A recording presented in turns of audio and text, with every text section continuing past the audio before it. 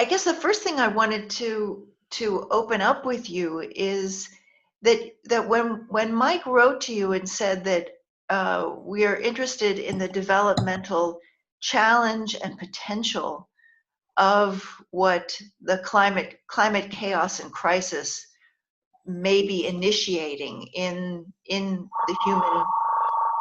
Oops. Wait a minute, let me turn Yeah. off the Okay. phone here. Okay. Yes. Yes, this is. Yeah. What you Yes. you resonated with that, and I was wondering what was resonant. What interested you about that?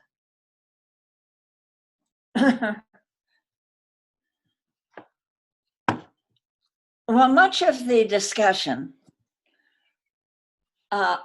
for the last how many years, I don't know, about the climate challenge has been to struggle as much as we can and fight as hard as we can. Even the words were used in our country, fight climate change, and that we were to try as hard as we could with lowering emissions of CO2 and methane and acidification of the oceans, etc., to get back to normal. And then what is appealing to me greatly now are my observations, both within myself and those who around me, that the best use of this climate change is not to get back to normal, but to use this collapsing. There is a collapse. I'm using the present participle verb, but instead of trying to rebuild, what is being so challenged now is to let the political economy that has produced this with its fuel and with its commitment to fossil fuel energy and its and the extraction of, well, the whole project, the whole corporate capitalist project.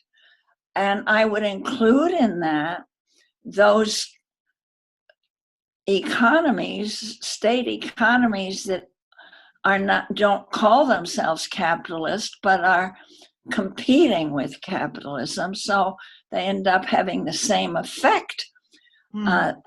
That to see the climate challenge as an avenue, and if we can, of allowing the cause of climate chaos to crumble, and while we work our hardest to lower the emissions that are causing the global heating, warming, that we also move through this, and there will be, there's no way that we can avoid huge disruption now. It's gone too far. We'll be lucky to hold it to 1.5 Celsius, but that will mean also great migrations and suffering, hunger, death, losses. But we can move through and save ourselves and complex life forms on this earth as we construct together, let emerge for, be guided by a vision of a life-sustaining society. And the work I do, and the work that reconnects also widely known as deep ecology work, we have called this the Great Turning. Mm-hmm. And that we have, for the last 40 years of the work, we have seen and acknowledged the unraveling of the industrial growth society. Mm-hmm. I'm wondering, I'm trying to remember what the German phrase we use. You know, there's a book that came out only less than 2 years ago, called Für das Leben ohne Warum, that I think I would like to refer to and make some reference to in the interview. Great. Because the first chapters is full of exercises, but the first 4 chapters give a very clear vision of our understanding of what the current situation allows us to see and hope for and work for. Mm-hmm. And while that has always been the case, now in these very dark times of what so much of it seeming unstoppable with the burning of the Amazon rainforest, and the dying, huge, growing dead zones in the oceans, and the fires sweeping the Arctic and California, where I live, and in Africa, Central Africa, and Indonesia. It looks like we're already getting pretty close to tipping points. Mm-hmm. But what we can, but not yet, and what we can do, I think, with greater energy, with greater goodwill, with greater sense of a mission and commitment to work to lower these, save what we can, and lower the emissions so that we can save room for life on Earth. And by that, I mean complex life forms, mm-hmm. hopefully complex enough for consciousness. Mm-hmm. Mm-hmm. And there'll be much fewer people, but there'll be a chance for a life-sustaining economy, a non-lethal, non-toxic economy, and that vision among me and my students and the people I've been working with, and then I see it in others across the country, gives a greater sense of energy, more energy, and a greater sense of more wholehearted purpose, that we're not just fighting the climate for the old powers to continue to tear us apart. Mm-hmm. Mm-hmm. I find there's a way in which you're speaking that I want to kind of hone in on. You speak about we. And I think in that we is actually a profound shift that you're referring to, because you're saying, we can do this. But the we is not simply an me here sitting in Frankfurt, or you in California. It is a deeper sense of us as a collective humanity. Oh, you're saying, excuse me. Yeah. Can you hear me? Yes, but what you just said makes me weep. Because that is it. This is an evolutionary. It reminds me what you say, Elizabeth, that this is an evolutionary moment. That's what I want to begin with. That's what I want to emphasize. It's an evolutionary moment for life, all life. It's not, but not the machine-driven, automatic-driven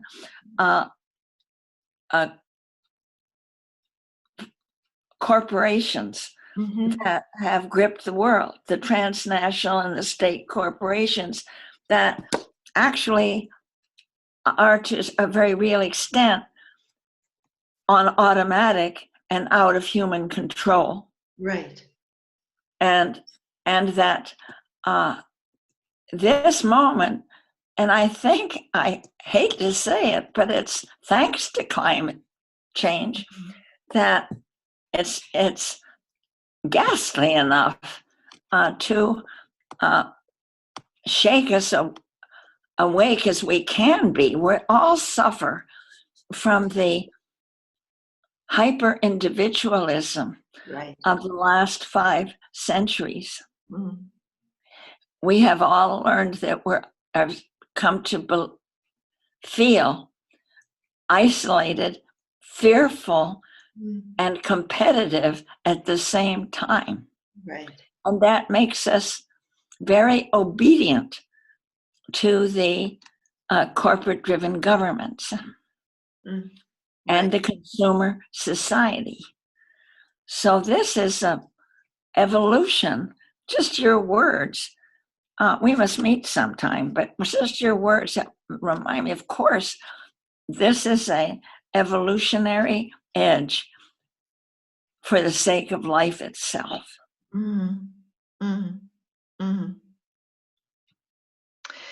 And to connect, I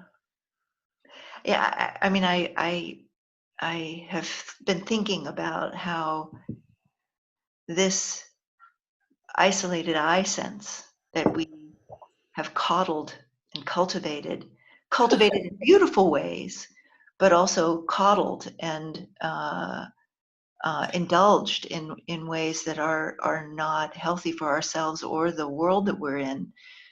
That somehow we need to get beyond thinking about my individual survival to how does complex life survive?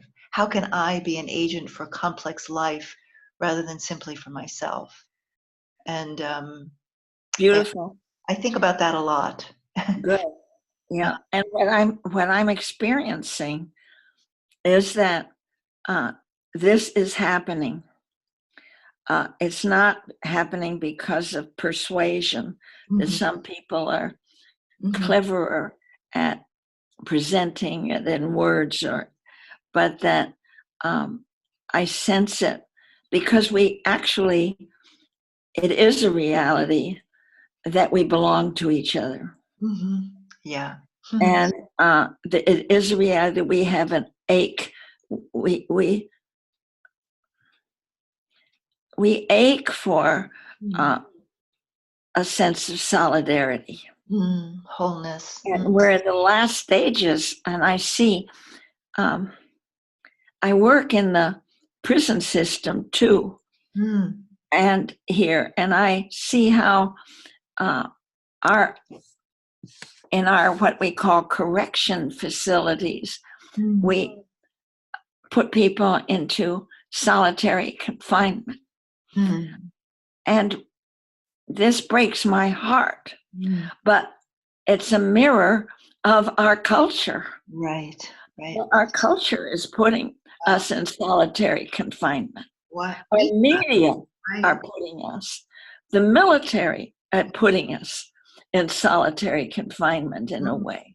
And the lying here, the fake news, that also is putting us into isolation tanks of not knowing what's real. Right. Right, because because the lack of truth shreds any kind of social bond. Yeah, so then that make people feel at sea. Mm-hmm. Right. So, but that's not the last. Mm. And I am going to, I feel this more keenly just in the last weeks. Mm. As again, I see people, they come to my work and they get out of the fire zones, out of counties where of mandatory evacuation, where the um, electricity has been cut off, so not to endanger any dangers of the electric lines that have actually caused fires here. Mm. But there is, and as we work with the idea of the great turning we can be part of, that we can in this time, we're not going back to business as usual or life as usual or consumption as usual. Nobody, the people I see don't want that, but they feel, they look, and their voices, there is a zest in it. There's a sense of purpose. Mm. And there are ways that are exciting ways to work with that. Wonderful. I want to link what we're saying and what you were just saying to you speak about, or you have since the 70s seen, because of this isolation of the self, you've worked in groups, worked with groups, and seen that as incredibly important, that we not be alone in that, in all of this, the nuclear, the fight against the pushing back against the nuclear energy, nuclear war, and of course now climate chaos. What but what do you see as the emergent capacities of humanness, of humanity, that are arising in the groups that you're working with? Do you know what I mean? Yes, yes, yes, yes. Well, it arises on the one hand from recognizing how the suffering, their own suffering, recognizing their own lack, their own despair, Mm. and their own isolation, and their own fear, all of which is in the culture of business as usual, is to be pathologized. Mm-hmm.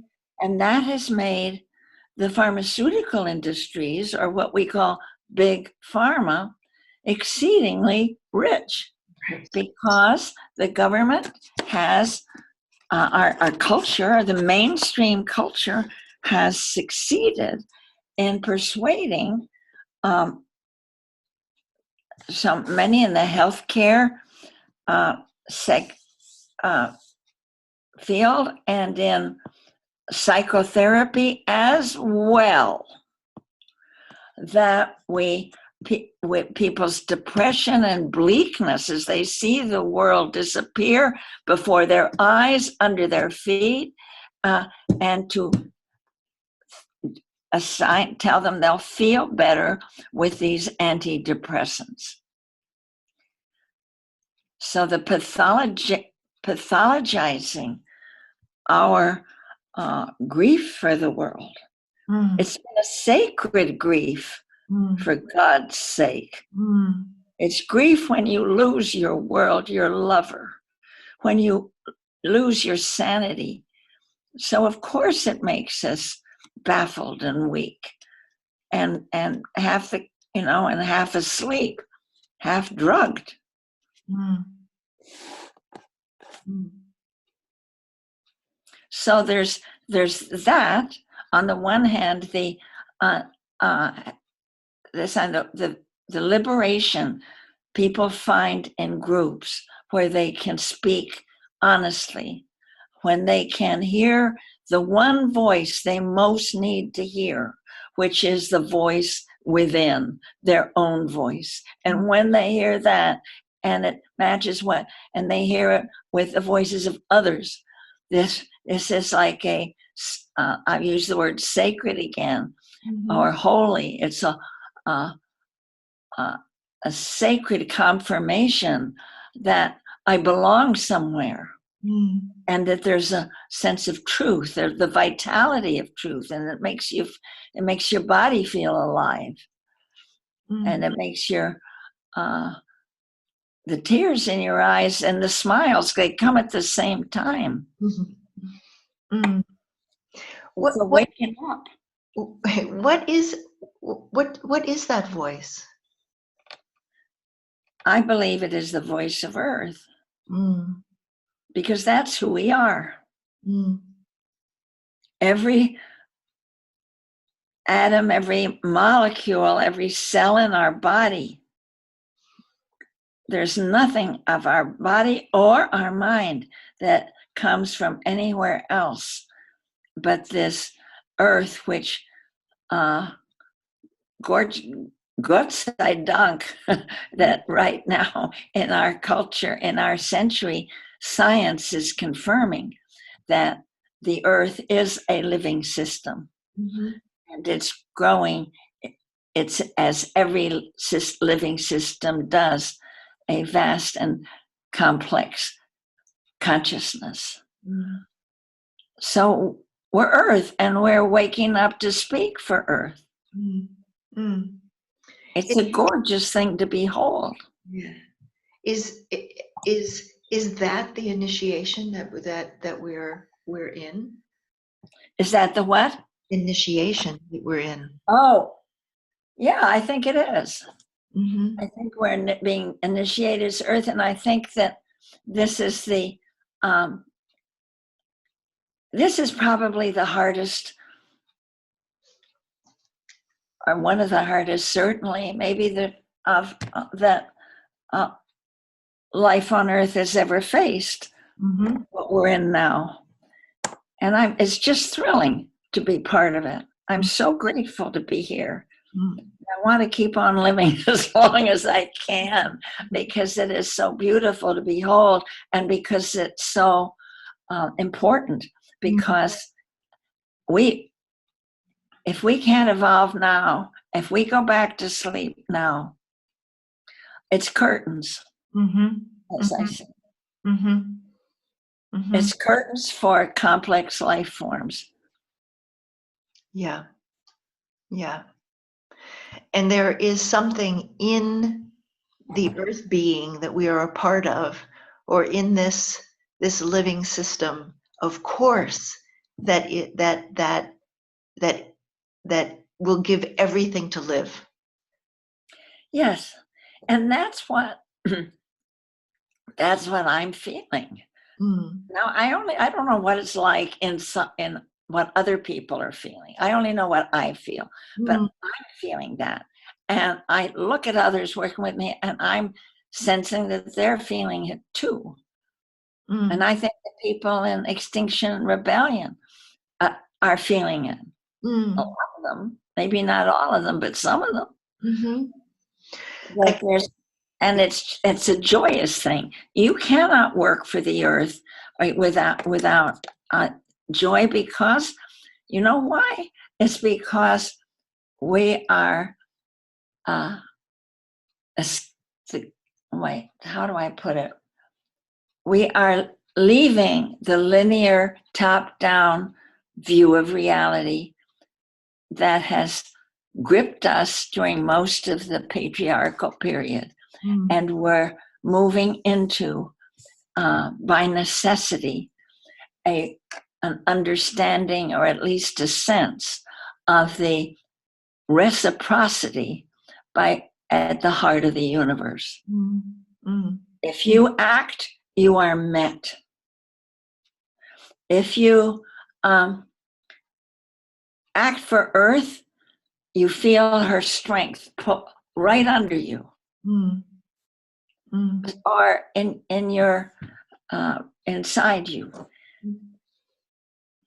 And if, just as when you act for the forest, you feel the forest. You know that I've so often told the story of John Seed, the rainforest activist in Australia, with whom I created the Council of All Beings, and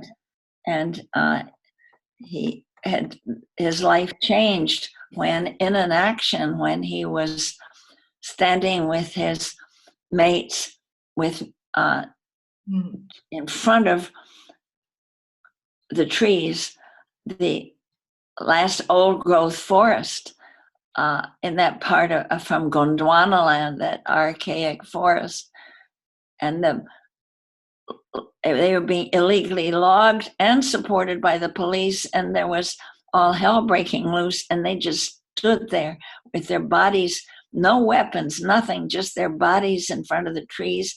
And then suddenly he knew his true nature, who he really was, that it was not John Seed who was protecting the forest, but the forest who was protecting herself through the humans that she had cradled into existence. Beautiful. Well, the same thing now. And that's why I feel so, I can't stop smiling sometimes. As appalled as I am, because it does feel like it's wonderful in this hard sign that here come the troops running, the horses, mounted horses coming around the corner, and the last moment, just at the thing, here comes help. Well, there is that. In this last moment, we are feeling who we really are, and we're not separate individuals so much as we are expressions, each one of us different, each one of us unrepeatable. But we are Earth as well.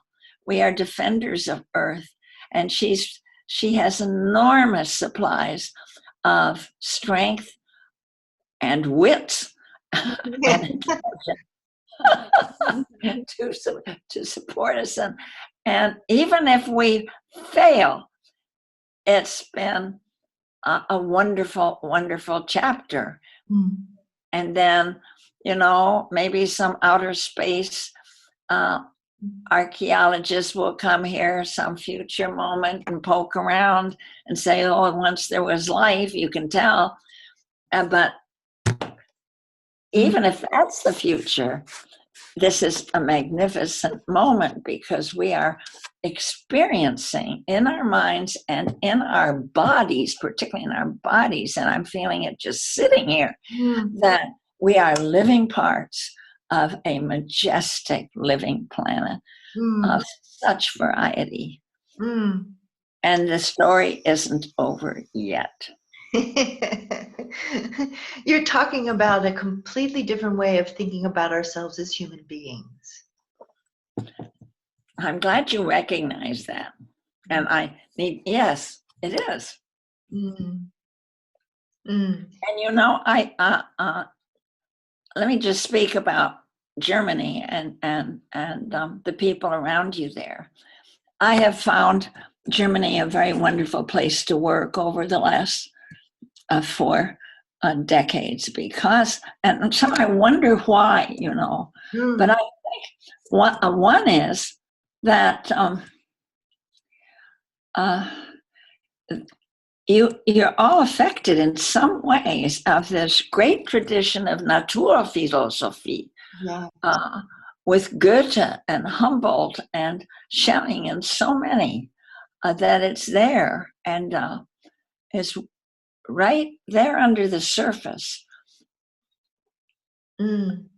So I think that there's and Goethean thinking is been picked up very strongly today in the West, and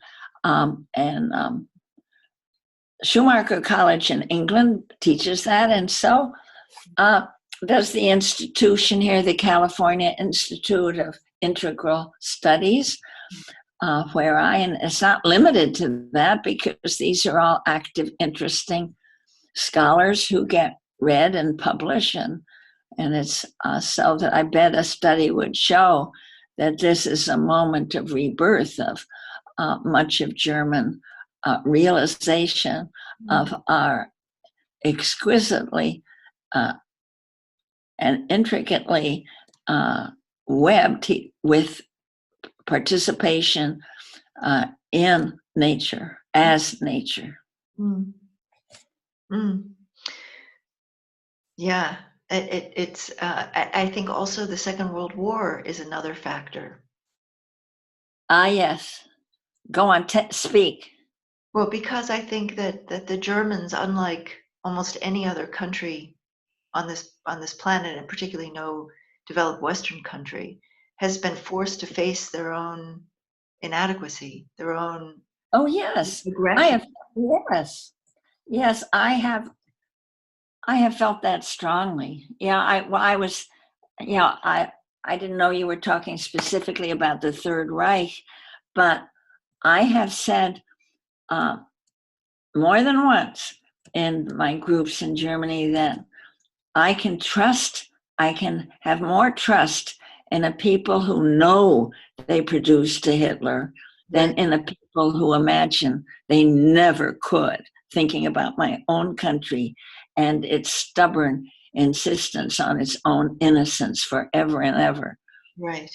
Right. And sitting on top of genocide and slavery while doing so. Yeah, Like, right.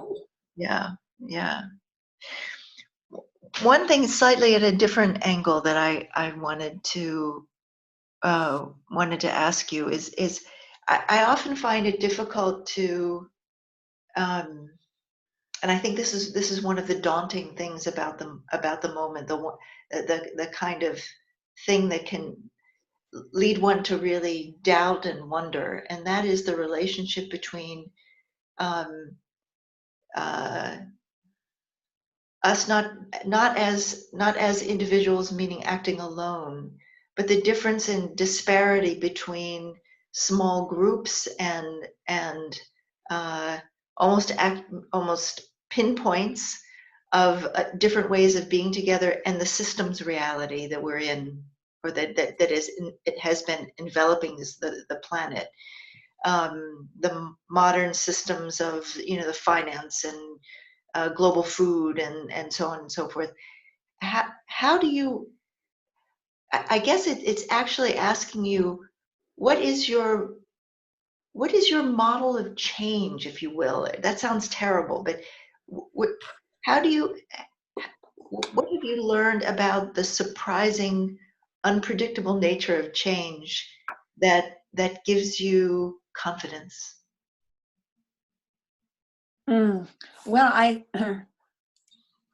think the change is sometimes I think that the change is essentially a shift in identity, a shift from the separate skin encapsulated individual to a larger identification, Mm, be it with a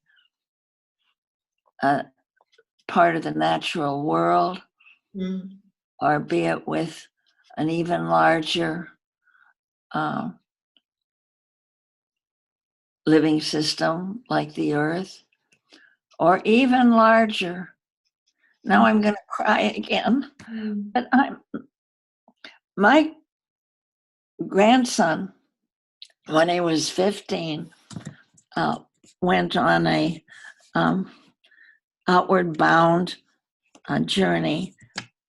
Um, you know what I mean? Where yeah, you, yeah. it's like, and he it was like going on a vision quest in the high Rockies Mm, in Colorado, and on his last solo vigil, he was alone high, where down below on the lower Rockies there were forest fires, and he was aware also of how in our family we were fighting fracking in California and dumping. And he laid back on the ground. It was a beautiful moonlit night. Everything was silver, and he was awash with the sense of beauty of it. And then he all that was assailing the earth weighed on him so heavily, as if it were just a ton on his heart and chest, and he lay down on the ground and just looked up at the sky. And then he saw how multi-layered it was. He saw how complex and how deep and outward extending and vast it is, and complex, and a sense of its beauty and wonder and mystery, and it's somehow a sense of its intelligence too. And he had a deep realization that I belong to that. I'm part of that. And I'm sorry this planet may have to go and lose consciousness, but I'm still of this universe. And that recognition, he wrote, because he wrote about this to me afterwards, has really helped him even take part in environmental work, because he knows that he's really, really, really belonging to this universe. And if things don't go well here, that's a shame. That's too bad. But he still is a living part of this universe.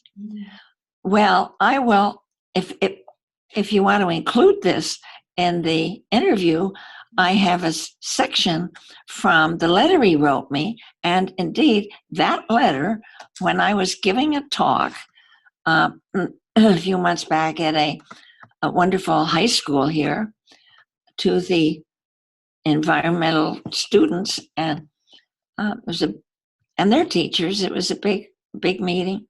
I read part of Julian's letter. Afterwards, we had a big picnic and other programs. More than one student came up to me and said, I've had that same experience. Wow. I've had the same feeling.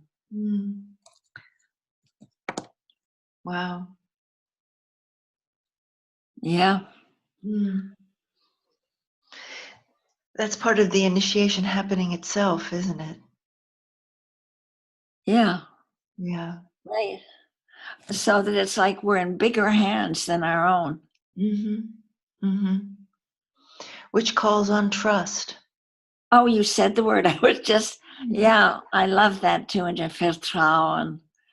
I think I have come to feel, Elizabeth, that is probably the most important response that we can have to rely on now. To work hard and to trust. Trust in life itself. We were brought to life, each one of us, and without our doing anything about it, brought into life. We can trust that. We were brought into life at this time, at this very dicey moment. We can trust, not that it's going to be all roses, but just trust that it's okay and good to be here. Important to be. And that our responses will come from that. Right. That's right. And you don't have to know them, just trust that they will come with whatever you're facing. And that calls us to align our intention with that. talking with you makes me, I'm crying with happiness. Mm. Yeah. So put that in. I said that. you have to bring your comments in with mine, my dear. But that's a demonstration, isn't it? Mm. Mm. That's a demonstration that this is not the hour for the brilliant individual. Mhm. It's a time for the collective voice, the Mm. interactive voice, for the choir, for the chorus. Mm. Mm. Yeah. Yeah. Yeah. Our deeper work here is all about that. Oh, I must see. I don't know about your journal. Uh-huh. Do you read German? Yes. Okay, I'll send you a few. You have to give me your address, but I'll send you some. Yes, and I will. I also want to read I translate Rilke too. I have. I saw that. I was really blown away by that. Yeah, so let me read you the first poem of the first book of the Book of Hours when he was not in his very early 20s, and he wrote this. Just a second. I see it on the table. I'm going to get it.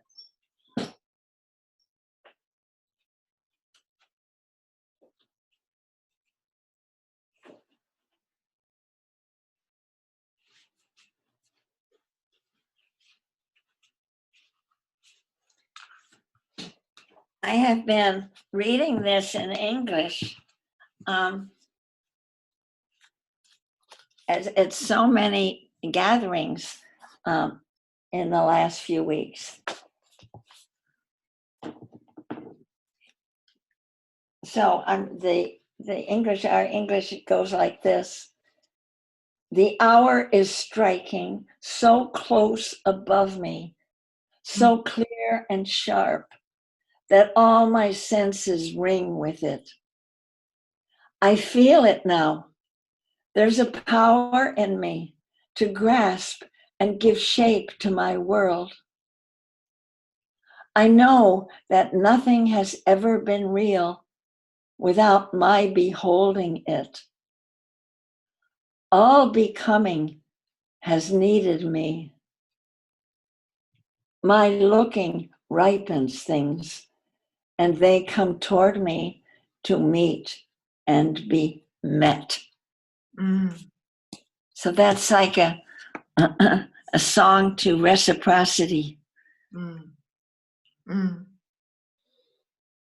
And interbeing. Exactly.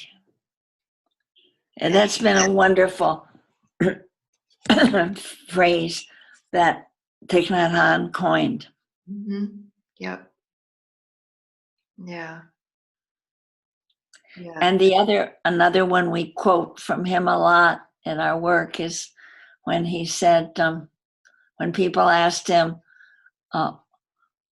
what is the most important thing for us to do to heal the world, to serve the world? And they were wondering, I'm sure, whether just, sit in contemplation or run for parliament.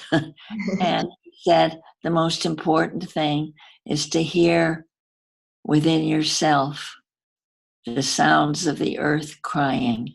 Mm. Wow. So that's the talk about shift in identity. Mm-hmm. To hear within yourself the sounds of the earth crying, and that's a sacred act, and that's because the sounds of the earth crying are in you, and how can they be in you except that you are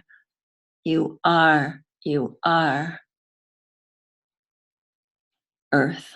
Oh, that makes me cry. Mm. That's that's beautiful. Mm. And it makes me cry because I know that's true. Yes. Or the part of me that cries knows that's true. Let's put it that way. Right. Yeah. Yeah. Yeah.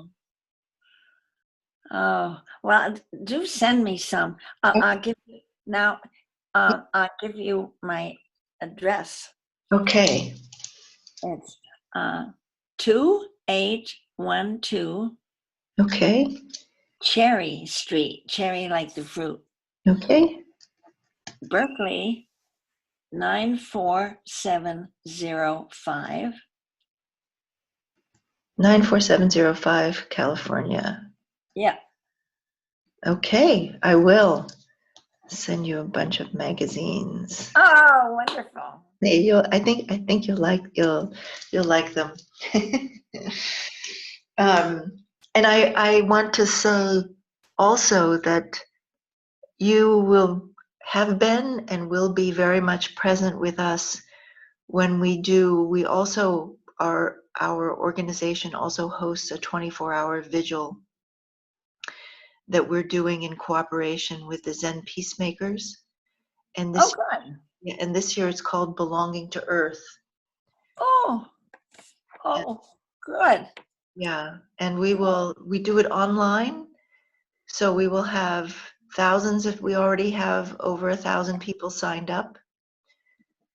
And When, it's December 7th and 8th. oh, okay, good. You tell me about you. Send you inform me about that. Okay. I will Then give. I can share it with people here. Okay, wonderful. Wonderful. Mhm. Yeah. And Charles Eisenstein will be one of our guides, and we have and we've asked we asked you and you weren't available, but your Anne got back to us and said that you weren't available, but we have a beautiful collection of people who will be guiding, and we will be meditating and deeply opening the space to this knowledge that we belong to Earth. We are Earth. Yeah, yeah, yeah, right. Good. This is a good moment for it. Yeah, it'll help us do our climate work with a clearer vision. Mm. Yeah, not from a place of separation. And not from getting back to normal. Yeah, right, exactly. Exactly. Mm, Yeah. beautiful. Shall we go back online or back on the video just to say hello, Oh, goodbye? yeah. Okay, let me. There. Yeah, Oh, wonderful. Mm. Mm. Thank you. hug you. Yeah. Look, the European on each cheek. And also about